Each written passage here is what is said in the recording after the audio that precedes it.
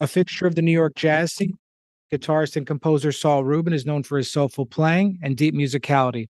A graduate of the Hartt School of Music, he studied under Jackie McLean and has since performed with legends like Sonny Rollins, Roy Hargrove, and many more. Saul is a dedicated curator and producer, founder of Zeb's Performance Space, creator of the NYC Jazz Guitar Festival, and longtime host of a popular jazz vocal series.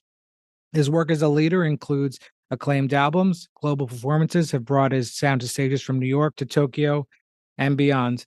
And we're live. Saul, good to see you. Thanks for joining me today. Great to see you, Abe. Yeah. So, you've had such a remarkable career. I mean, just even to getting to play with these different legends that I had named, having your own venue in New York City, being such a part of such a special jazz scene in New York. Can you tell me about early on a specific moment or gig that was maybe a turning point for you in your career where, things sort of, you felt the momentum getting your career off on the right trajectory? Yeah, I would say when I started, I'm working with Roy Hargrove with the Roy Hargrove Big Band, which, I wasn't really that young when that started happening. I was a very young parent at 21, and I had two kids, and I had to do a lot of different kinds of gigs to support my family, and that lasted for several years. I really couldn't afford to put myself out there as a jazz musician because I needed to make money. I was doing a lot of weddings, a lot of corporate gigs, and but when I started touring with Roy, that was special. We went to Europe, we went to Japan, we went to Canada, we went to California, and I think that's when my jazz career, as far as people who know anything about me, unless aside from my friends in New York, that's pretty much when my career as a professional jazz musician really started, even though I was playing. How old But were you at that time? Because you said it would happen a little later in life.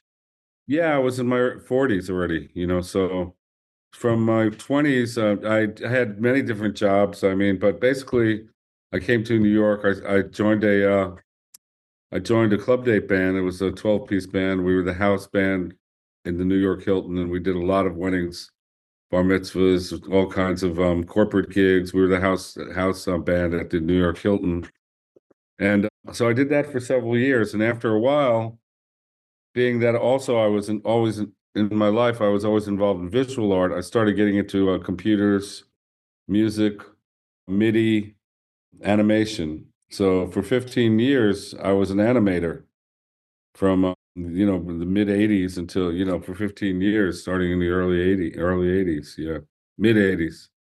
So I had a career as an animator, and I was not playing that much.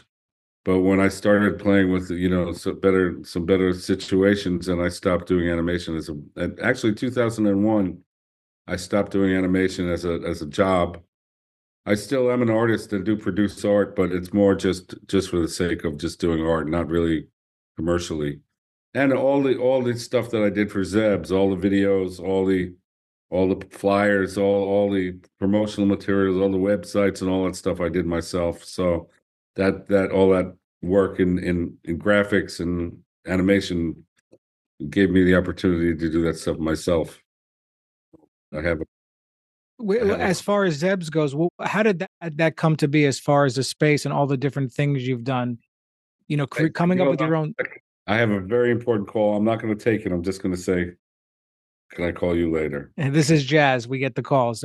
It's an important person. I'm not a name dropper, but it's a good friend of mine, and it's his birthday, so I just called him a little while ago to wish him a happy birthday. Oh, Anyway, okay. what's your question again?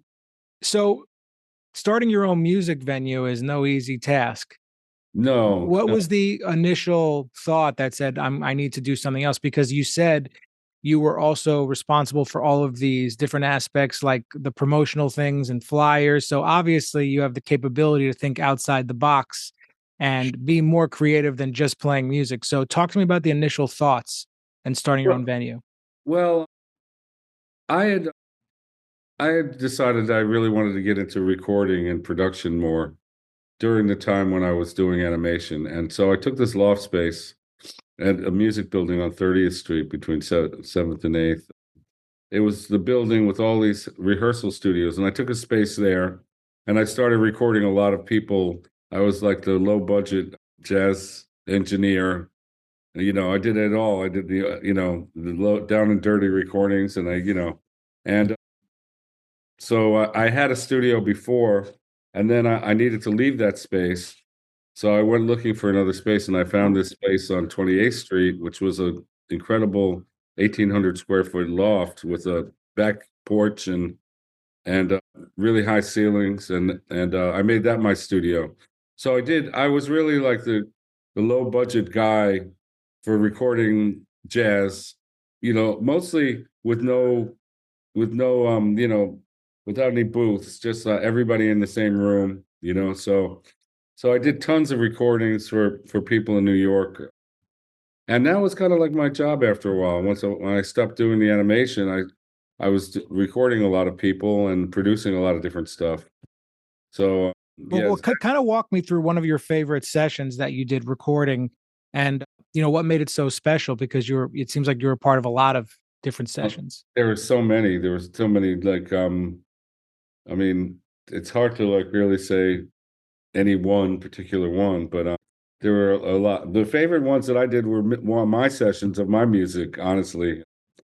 Be- Before so I took this space Zebs in 2009, and towards the end of 2015, I was told the building was sold and I have to leave, but still keep paying rent. So I said, well, I can't book the room, so I'm not going to pay my rent, and I'm going to stay as long as. So I stayed another 6 months or something, and I really couldn't book anything because I never knew when they were going to shut it down. But basically, it was on the second floor of an old firehouse, and it was old, maybe built in the 20s. So that it was very thick walls, and it was a very quiet space considering it was New York. It wasn't a new building with thin walls. It was like an old firehouse, second floor, walk up, and we did so many things. It's just really hard to say a particular session. I And know you also had the NYC Jazz Guitar Festival there too, as well, right? I did that 3 times at Zeb's, and after Zeb's closed, I did it at a place called the 75 Club down in Tribeca.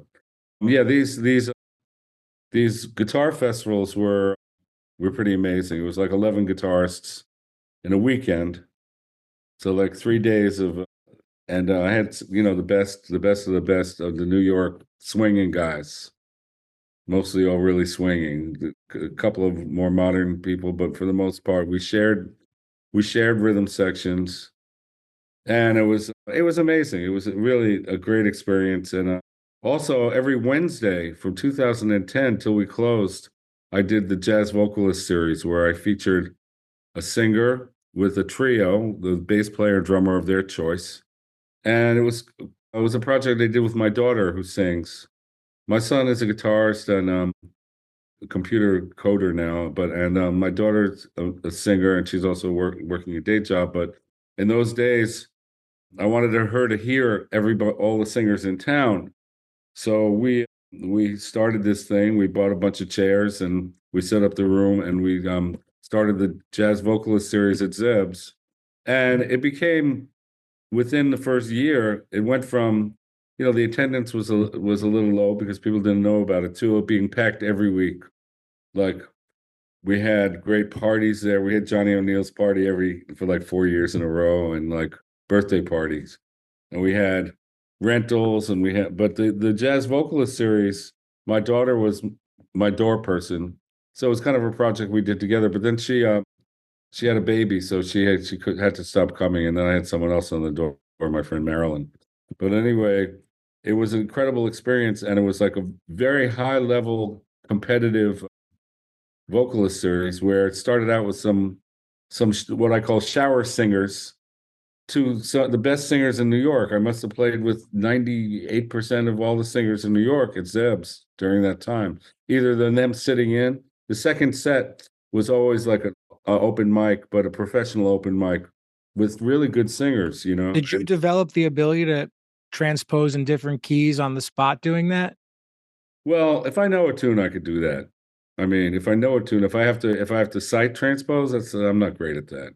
Yeah, exactly. I meant sight transposition. I mean, Yeah, that's no. I mean, if somebody gave me a chart with a written guitar part, I'm like, what? pick something else. Yeah. There's a lot of songs. I know a lot of songs, so I have a very varied repertoire because I've been doing music for so long, and yeah, I know a lot of music. I know a lot of tunes. So really, people didn't really bring a lot of charts. They brought a list with their key, and so basically it would be like an hour set with a featured singer, and then the second set would be like sometimes 25 people sitting in, mostly all professionals. If they weren't professionals and they didn't sound good, I would tell the other people, no solos, let's just take it out, just try to be polite. And it was really hard to be nice all the time, but I really tried to. I never wanted to make anyone feel. And the scene just grew like this amazing, this amazing experience every Wednesday in my home, basically, because I lived there. That was a live work situation. I had a nice room in the back and the off in the street, and then in the back it was very quiet. It was between side streets. So it was a great space. It sounded great live. I could make great recordings there, just even live. So basically, the vocal series was a big part of Zeb's because it happened it happened several years every Wednesday. Did you Yeah. have stress doing this? Because you seem pretty even keeled that you'd be able to, manage like, doing these types of things, or was it a stressful situation aside from the financial component, just being the curator of all of it? Oh no, the curation was fine. Because it became like a group of friends every week. Like basically every singer in town was coming, except for like Diane Reeves or like some big shot, really big shots. They weren't coming, and there were some people that didn't want to do it that I asked, but the list is pretty overwhelming. People that are, people that are Grammy nominated or Grammy winners, people who've been singing all their lives, very well known Yeah, there's a people. lot of great videos too of the space on YouTube as well. Yeah, yeah, for sure. So people can kind of go back and get the idea of the room. It's very unique space to be on the second floor like that. Yeah, it was the room itself was around 20 feet wide by around 60 feet. So you can fit 75 people in there. And then there was my private room behind a wall, which was another 20 by 20. So the whole place was like 80 by 20. And people ended up in my private space a lot, maybe too much. That part I had to like make sure I knew who was in there. Yeah. Some people, oh, can we use your computer? I'm like, no. Yeah. You But got to set boundaries. the biggest stressor about it was actually financial because I took the place in 2009, and as we all know, 2008 was a disaster economically. So and I had borrowed some money from my mom, but I said to her, "Look, you're just going to help get me started, and if I can't find, support from other places, I just won't stay open." So basically, there were a couple of people who were angels from the beginning, and somehow after coming from a place, another place, the music building on 30th Street where Downtime was. That was the building I was in before that. But then there's all this hip hop studios like wouldn't close their doors. I could never record. I couldn't do any work there, so I had to move. And so when I moved, it was basically from 30th to 28th Street to this great, like firehouse. It was an old firehouse. So it sounded great. I did a lot of treatment of the walls and the whole space, so it would sound like a really nice recording and performance space.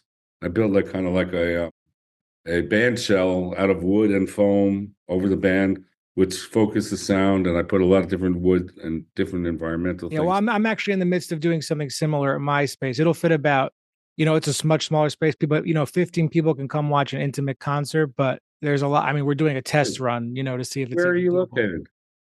This is in Central Jersey. Oh, okay. Yeah, Okay. but there's a test run even to see if it's possible. And I don't know if yeah, you already were renting the space. We probably had like a couple of test runs in mind starting out. Like we're gonna get. Yeah, well, I talked to my daughter. I said, "What are we going to do with this space?" Well, initially, I was starting to write. I had this crazy idea of doing something kind of like the producers, where I was going to create a show about the end of the world, a Broadway musical. And I searched through some people that have money into sponsors and stuff, and it didn't really work out. So, but one of the guys that I was asking to sponsor the Broadway show, he goes, I can't do that, but I could lend you some money and you could pay me back if you ever are able to. And he passed away, so I'm never going to pay him back. But Oh no. he was in construction, and I was at a not a great point in because I had a studio before that, but that building just did not work out, and I had to leave, and my stuff was in storage. So I ended up with a much better place. This Zeb's was really a very, very special situation. Yeah, and when you're in creative control, it's a totally different animal. Right. And that's the thing, you're surrounded by so many people who are your friends and positive and just want to create music and are artists. But that being said, that's great. But in any music scene, there's also a lot of negativity and political stuff. Uh, Backbiting, dog eat dog kind of mentality about, are hey there man, how are there you. still things you think about this point of your career? You're just kind of forget, like, things that might still feel a little frustrating to you, even if it's just 1% about the business. I mean, I'm overlooked so much of the time for gigs that certain guitar players always getting. It's like, I'm not really like aligned with a particular genre of jazz. Like I'm not a solamente. That's the Spanish word. I'm sorry. I'm not. I'm not a bebop guitar player. I'm not a modernist. I'm just a musician. I like a lot of different kinds of music, and it's not good for my career. And quite frankly, as you get older, the young guys start taking your place. So, I mean, in some ways, I'm happy. I'm happy to be very well respected and very pissed to be underutilized. Yeah, So and underutilized. That's it. especially since I'm not like, hey man, like trying to like to kiss people's ass. I'm not a good ass kisser, put it that way. I'm a terrible ass kisser. Yeah, people But I'm not. pleasing is very hard. I'm like learning that it's like poison to be nice to everybody. Yeah, no, you can't be nice to everybody, but you have to think about what's okay with you and have limits because when I started Zeb's after a year or so, every singer in Europe, well, around the world, they were all contacting me. Can we come? We're coming to New York. Can we have a Wednesday night of your thing? I'm like, well, it pays terrible. We don't make any money. You're not going to make money. And how are you going to get, if nobody knows who you are, how are we going to get anyone in the room? And I had to be sometimes blunt and say, look, Well, you're it's not also a, being pragmatic too about, you're thinking about the logistics instead of just giving, like, you're just being real with them. yeah. Whenever I had things of my own music or concerts and stuff, people never came, but they all came to the vocal series because people didn't want to pay. It was only $10 to get in for the vocal series. And I had like box wine and like $5 donation. But it was a lot of fun. I'm not gonna lie, it was a lot of fun. I Well, it have was ten friends dollars to get in for the vocals here, but how much would it be if you like for other stuff? like Was it a little? 20 bucks. I mean, I still wasn't charging, and I didn't have a bar, so it's like if people don't have a vested interest in it, they don't come. The vocal series was a way of getting people in the room.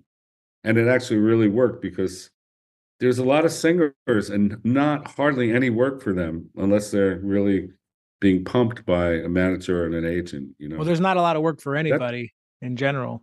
Like, oh, that's true. That's true. well, It's not I not also to want. mention Oh, sorry. I haven't raised say a restaurant gig or whatever, they pay the same as they did in the 80s. So, we haven't gotten any more money. I mean, I don't do weddings and bar mitzvahs anymore, thank God. I that would be a reason to commit suicide, I Well, think, if I it's was interesting stuck. you say that because I used to do. I mean, I've been fired from every wedding band I've ever played guitar in, and like I remember like one time going out on like a really big stage, and I was just like, usually before you go play a concert, you're supposed to be excited, but I was like, I feel like depressed about to do this. Yeah. It's just not Yeah, fun. yeah. My thing was I started playing saxophone like early in my like when I was like 23, I started playing saxophone and doubling because I didn't want to be a singing guitarist in a club date band. So I was getting more work like that. But then when I got into animation, I didn't really care to be playing weddings and bar mitzvahs and corporate gigs anymore. So I wasn't playing very much during that time. I was going to jam sessions, and the young people who didn't know who I was were gave me major vibe. I won't mention anybody's names, but No, you don't have they to. treat, they treated me like shit. Honestly, In the they beginning. treated me this guy because they were younger than me, and this guy all of a sudden's on the scene coming to jam sessions. I wanted to meet people, and I did meet.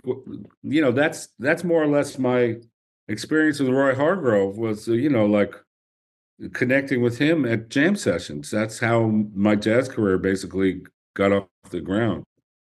Before that, I was hardly doing any jazz gigs because I really couldn't afford to. But with Roy used to come up to me and say, "Hey man, I'm trying to get you in my band," and then he'd walk away. And it happened like 3 times. And I know it was probably because his manager probably didn't feel that I met the criterion for who should be in his band for a few reasons, which we don't even have to talk about. But if, I was older than people he was hiring mostly, and I was white. Those are two things that I think were why his manager probably said, no, the guy doesn't look right. He's not, doesn't fit in. So I never got into Roy's band in the small group. But then when he started doing the big band again, then I got the call. And that's been since 2000, I don't know, 4 or 5 or 6, something like that, where I started playing with the big band. And that was great because I was writing some charts and, we were friends.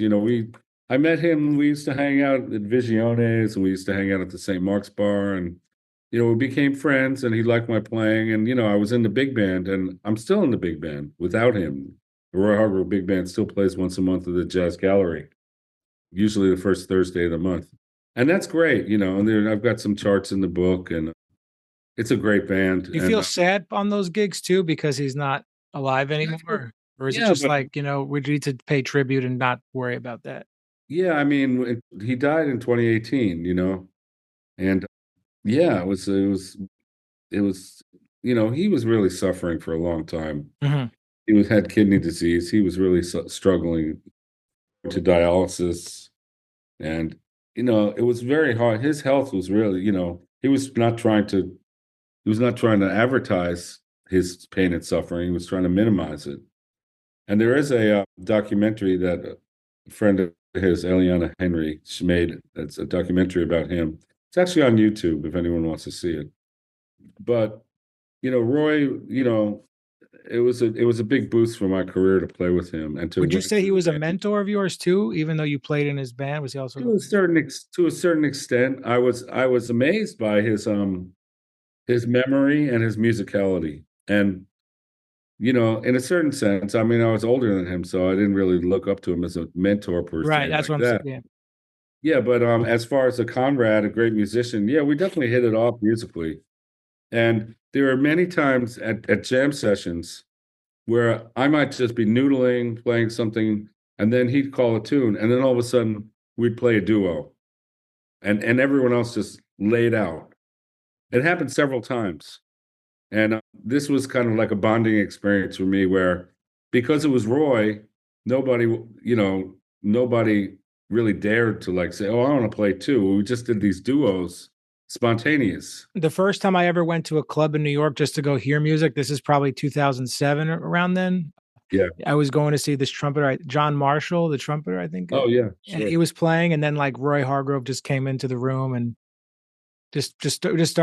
got up on stage. It wasn't a jam set, just played with the band. I'm like, wow, this is great. Like, but and then like no problem, just walked right in and Well, people were accepted. happy. They could put it on their resume. Oh, I played with Yeah, exactly. But the thing is that there was one a great friend of mine, Harry Whitaker, who was a great pianist from Detroit.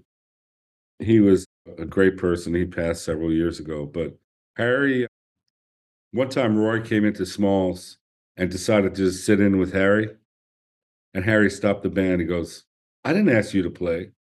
And he's the only one that ever told him to get off the stage. Because, Harry was like, well, who told you to come up and play? I don't care who you are. But Harry was also extremely bipolar. So sometimes he'd be really hyped out, and other times he'd be super depressed. And apparently, he really died more or less of depression. But Harry Whitaker, he helped all the singers. He was very involved with the singers too. They used to go to his house. A lot of singers learned a lot from Harry Whitaker. And Harry Whitaker was a Detroit pianist, so he had that background. I don't, there's a lot of great musicians from Detroit. And I played with a great Detroit pianist, Kirk Gleitze, right? And I did gigs with Kirk. He lives in Paris, so I had him play with my band in Paris at the Dutu Lombard a couple of times. And also I played with him, shared the nights with Ed Cherry. He started using Mark Whitfield more, but I played a bunch with Kirk. And Kirk, I asked him, why are there so many great musicians from Detroit? And he said, well, there was so much money in the automobile industry that even black schools had music programs. People were learning music in schools, unlike most other places in the country where black schools had no music programs. So it was interesting because Detroit had so much money. So it's interesting, that level of education was different for Detroit musicians. Now that you've had, all this experience playing music and contributing, do you find yourself in the mentor role these days with younger To a musicians? certain extent, some of the young guys yeah. And I go to jam sessions and I play. I also have a hobby playing saxophone, Oh yeah. which well, I played tenor saxophone when I was doing club dates when I in my 20s to try to get more work, but then I had stopped. I didn't practice for like many years, and then during the pandemic, I started picking up the tenor again because I had no gigs, and I was like, I don't really feel like playing guitar, so I started playing tenor and flute again, and then like a year and a half ago, I bought an alto saxophone, which I never played before, and I've been going to jam sessions in the afternoon at Smalls and stuff, and I get good receptions from people because I'm trying to play simple, trying to play in tune. Well, not always, but trying. And I try to play very musical, and that's one thing I learned about from Roy. A major thing to answer a long-winded answer to your question about was he a mentor or did I learn something from him? Well, I have to say that when he was in his prime, he was absolutely monster. But he had a lot of physical problems, especially, and it affected his teeth. So there was a time where his teeth were really messed up. I don't know if he had dentures or implants, but basically from being on dialysis, it gives you osteoporosis and it messes up your bone density. So he would come to Smalls and play one chorus that would just blow everybody away with as few notes as possible in the most musical way. And that's what I'm trying to do on saxophone. And because I'm trying to do that on saxophone, I get people, not the musicians, because the musicians are like, what the fuck are you doing? But excuse my language. But the people who don't know who I am, don't know I'm a guitar player, they're like, wow, you're a great saxophone player. And I'm like, I'm playing simple stuff that I can play with the most strongest rhythmic ideas. And I'm relying on simply musical means rather than showing off all my licks that all these great saxophone players play that I can't play. Whenever I try to improvise on the piano, it's so hard for me not to think about the guitar. It's just Yeah. like, I don't know if you have that problem with the saxophone or not because you're using a different part of your body, but Well, the only thing about the alto is that it has a more complicated transposition. So a tune that I really know in a certain key, I have to put it all in another key, and then my mind starts to, sometimes I it's challenging the transposition. The sound is getting better. Well, yeah, as far as piano, I mean, I played piano most of my life, and I did take four years of piano lessons at school at the Hartt School of Music. I was a double major, only I was a composition major. The jazz program was not a degree program yet. mm, It ended up being a degree program after I left. And actually, Jackie McLean asked me to be the guitar teacher for the new program, and the school vetoed it because they wanted somebody from the classical guitar department. oh, So they hired that's so a bogus. great guitar player, my friend, a good friend of mine. We were in all the ensembles together. Steve Benson, great player. He ended up being the teacher. Although they should have hired someone, I think he might teach at Montclair also, if I'm he not mistaken. does. Okay. That's Yeah, not he's really cool. He's a great guy too. And but that being said, like the school vetoed Jackie because Jackie, Jackie, it was a very small jazz program, but he brought up all the best. We had the best master classes with like with Woody Shaw and Dixon Gordon. Amazing. Yeah, and we also had what's his name? Oh well, Jackie Byard came once a week, and Paul Jeffrey came once a week. So Jackie did a small ensemble, and Paul did the larger ensembles. And the larger ensembles when the guests would come up, like Woody Shaw, Jimmy Heath, or Mhm. um, No, all kinds. Saul, this has been such a great conversation, and thanks so much for taking the time. It's been Sure, such great stories too, very very insightful, and just want to thank you so much for for speaking with me. sure, absolutely.